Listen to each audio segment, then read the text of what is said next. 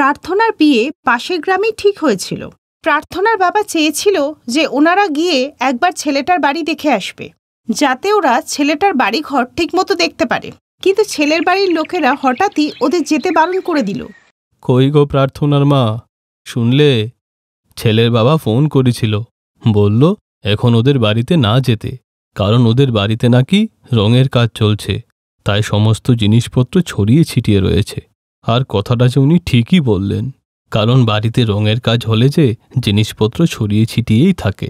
আমি বলছিলাম কি, আমরা তো ছেলেকেও দেখে নিলাম, ছেলের বাড়ির লোকেদেরও দেখে নিলাম, আর ছেলের বাড়ির লোকেদের জোর করাটাও যে ঠিক হবে না। আবার যদি ওরা বিয়েতে না বলে দেয়, তুমি কি বলো প্রার্থনার মা? ঠিক আছে গো, তুমি যেটা ভালো বলবে। আর বিয়ের তো মাত্র 1 সপ্তাহ দেরি আছে, আর আমাদেরও তো তৈরি হতে হবে। মা প্রার্থনা, তুই চিন্তা করিস না, যা হবে সব ভালোই হবে। দেখিস মা, তুই শ্বশুরবাড়িতে গিয়ে খুব সুখী হবি। প্রার্থনার মন একটু উদাস হয়ে যায়, কারণ সে চেয়েছিল তার মা বাবা ছেলের বাড়িটা একবার যাতে দেখে আসে। পাত্রপক্ষ যখন ওকে দেখে গেল তখন সব ঠিক ছিল, কিন্তু যখন মেয়েদের বাড়ির ওদের বাড়িতে যাওয়ার কথা ছিল তখনই ওরা না বলে দিল। আর এই ভেবেই প্রার্থনা একটু চিন্তায় ছিল। এর কিছুদিন পরেই প্রার্থনার বিয়ে হয়ে যায়, কিন্তু বিয়ের পরেই প্রার্থনার জীবনে ঝড় আসে। প্রার্থনা জানতে পারে যে ওদের শ্বশুরবাড়িতে সবাই টেকো, ওদের কারোর মাথায় চুল নেই, আর ওরা সবাই উইগ পরেই বাইরে বেরোয়।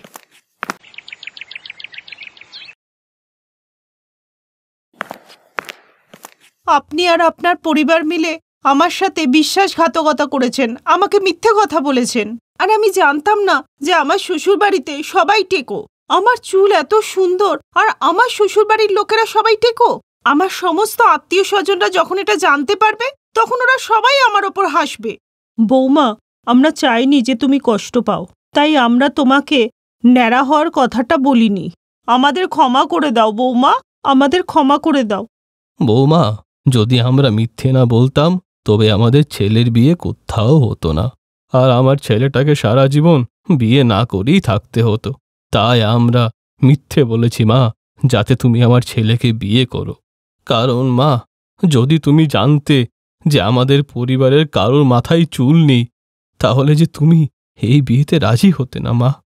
মা, বাবা, আমি তো তোমাদের আগেই বলেছিলাম যে মিথ্যে কথা বলে আমার বিয়েটা করিও না, কিন্তু তোমরা আমার কোনো কথাই শুনলে না। তোমাদের দিব্যি দিয়ে আমাকে বিয়েটা করালে, না হলে আমি প্রার্থনার জীবনটা কখনো নষ্ট হতে দিতাম না। প্রার্থনা, তুমি চাইলেই সম্পর্ক ভেঙে দিতে পারো, আমার কোনো আপত্তি নেই। এমনটা বলতে তোমাদের লজ্জা করলো না? আমার মেয়েকে ঠকিয়ে বিয়ে করেছ, মিথ্যে বলেছ, আর এখন বলছো তোমায় ছেড়ে চলে যেতে? প্রতারক! আমি তোমাদের সবাইকে পুলিশে দেবো। শোনো, আমি বলছি কি, এক্ষুনি ওদের বিরুদ্ধে গিয়ে পুলিশে কেস করো। একবার পুলিশ ধরে নিয়ে গিয়ে হাজতে পুরলেই বুঝতে পারবে যে কোনো মেয়ের জীবন নষ্ট করার মানে কি। মা, বাবা, বাদ দাও না, যা হয়ে গেছে হয়ে গেছে, এটা আমার ভাগ্য বলে আমি মেনে নেব। আমি বুঝতে পেরেছি এদের চুল নেই বলেই এরা এরকম স্বার্থপরের মতো ব্যবহারটা আমাদের সাথে করলো। মা, বাবা, তোমরা কোনো চিন্তা করো না, আর আমার যদি কোনো অসুবিধা হয় তোমাদেরই আগে এসে বলবো। আমি কিছুদিন এখানে থেকে দেখতে চাই, যদি এখানে কোনো অসুবিধা হয় আমি নিজেই তোমাদের কাছে চলে যাব। তোমরা কোনো চিন্তা করো না। ঠিক আছে মা, আমরা যাচ্ছি। আমি জানি তুই এসব আমাদের মুখের দিকে তাকিয়েই করছিস, কিন্তু মা, এরা যদি তোর সাথে কোনো খারাপ ব্যবহার করে, আমাদের শুধু একটা ফোন করবি, আমরা চলে আসব। প্রার্থনার মা বাবা চলে গেল, আর প্রার্থনা এই বিয়েকে স্বীকার করে নিল, আর শ্বশুরবাড়িতেই থাকতে লাগলো। প্রার্থনা বৌমা, তোমার চুল কি সুন্দর আর লম্বা। তুমি কি করে এই টাকলু পরিবারে চলে এলে? তোমার তো অনেক ভালো পরিবারে বিয়ে হতো। আন্টি, এখন তো আমার বিয়ে হয়ে গেছে, আর এসব ব্যাপারে ভাবা আমি ছেড়ে দিয়েছি। আমার বাড়িতে একটু কাজ আছে, আমি গেলাম।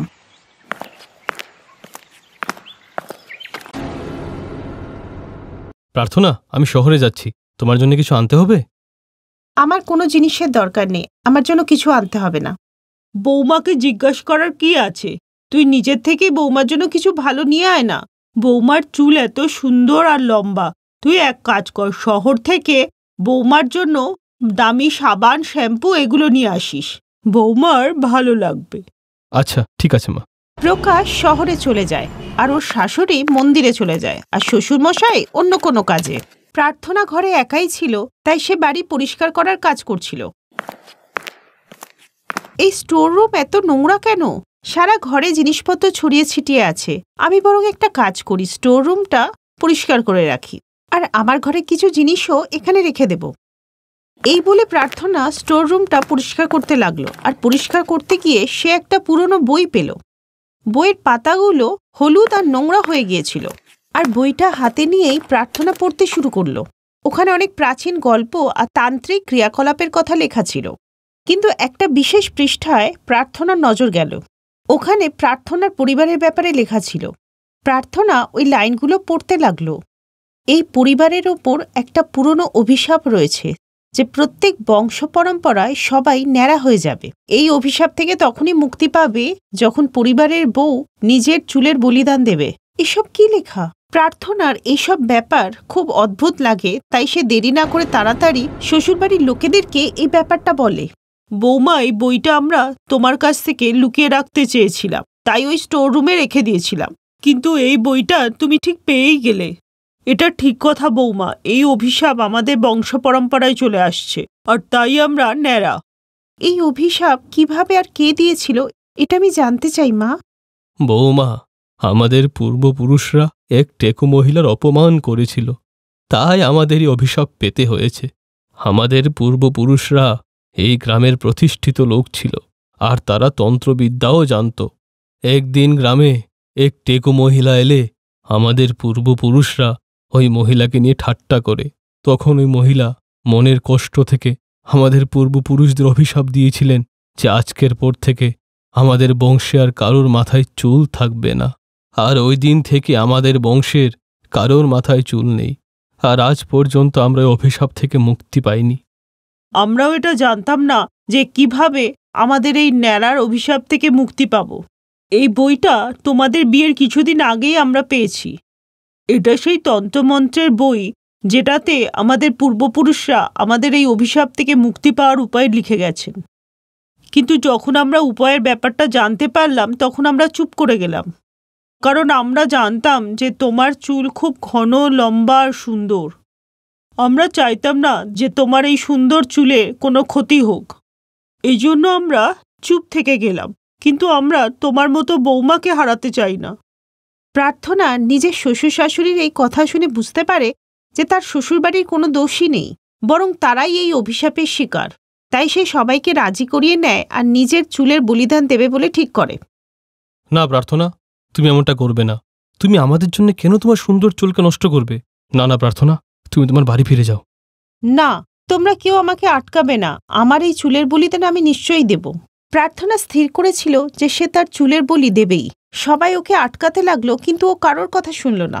হঠাৎই ঘরের মধ্যে একটা চমৎকারী আলো এলো, আর তার সাথে ন্যাড়া মাথার এক মহিলা।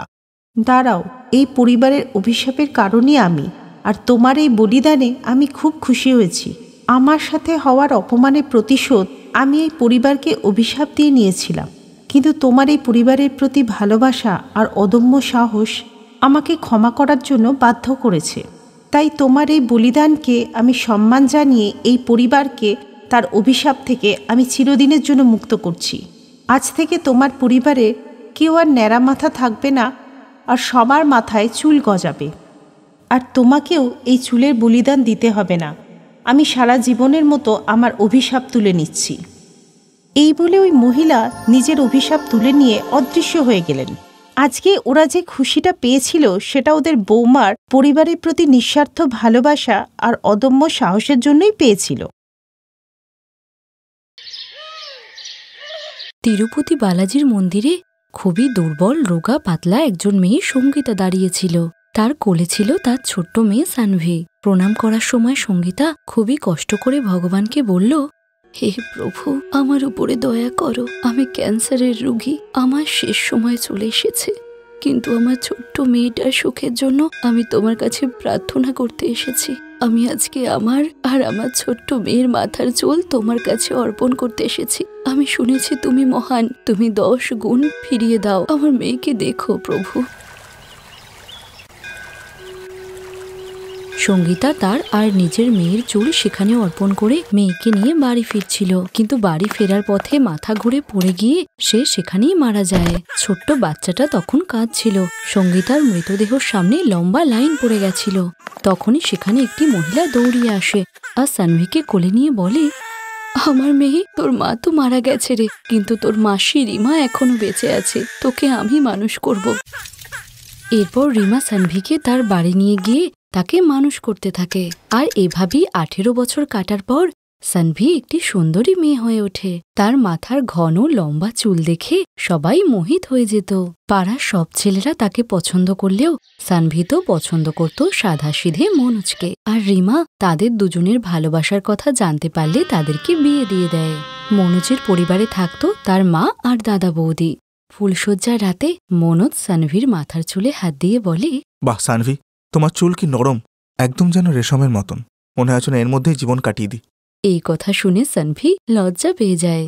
আর পরের দিন সকালবেলাতে সানভির হাতে তৈরি জলখাবার খেয়ে সবাই খুবই প্রশংসা করে।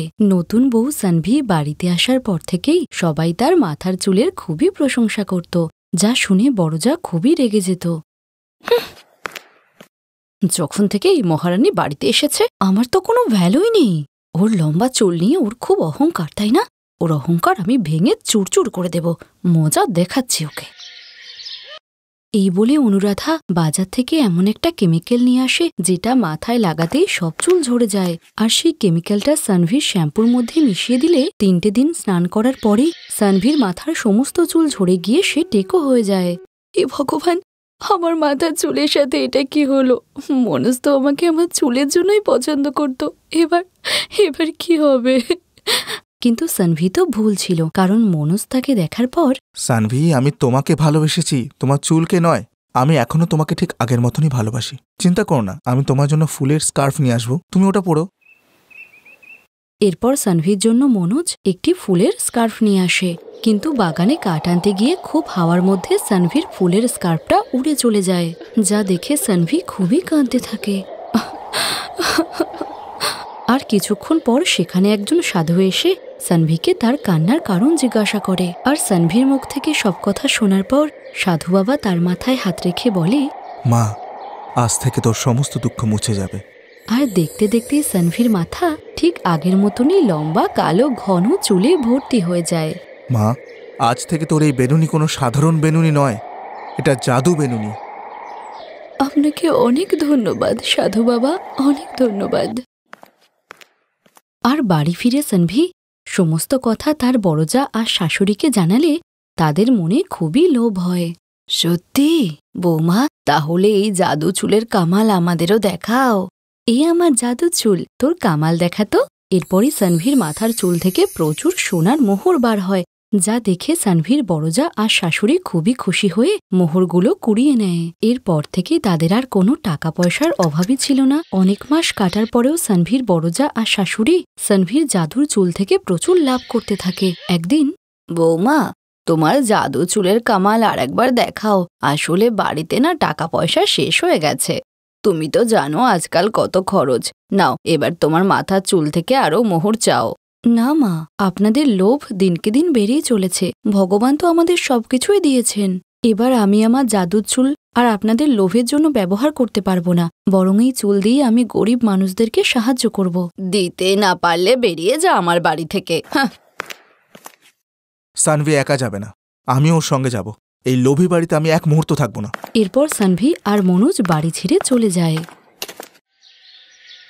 আর অনেকটা দূরে গিয়ে তারা একটা বাড়ি তৈরি করে থাকতে লাগলো, যেখানে সানভি তার জাদুর চুল দিয়ে গরিব মানুষদেরকে সাহায্য করে খুশি খুশি মনোজের সঙ্গে সংসার করতে লাগলো। Thanks for watching.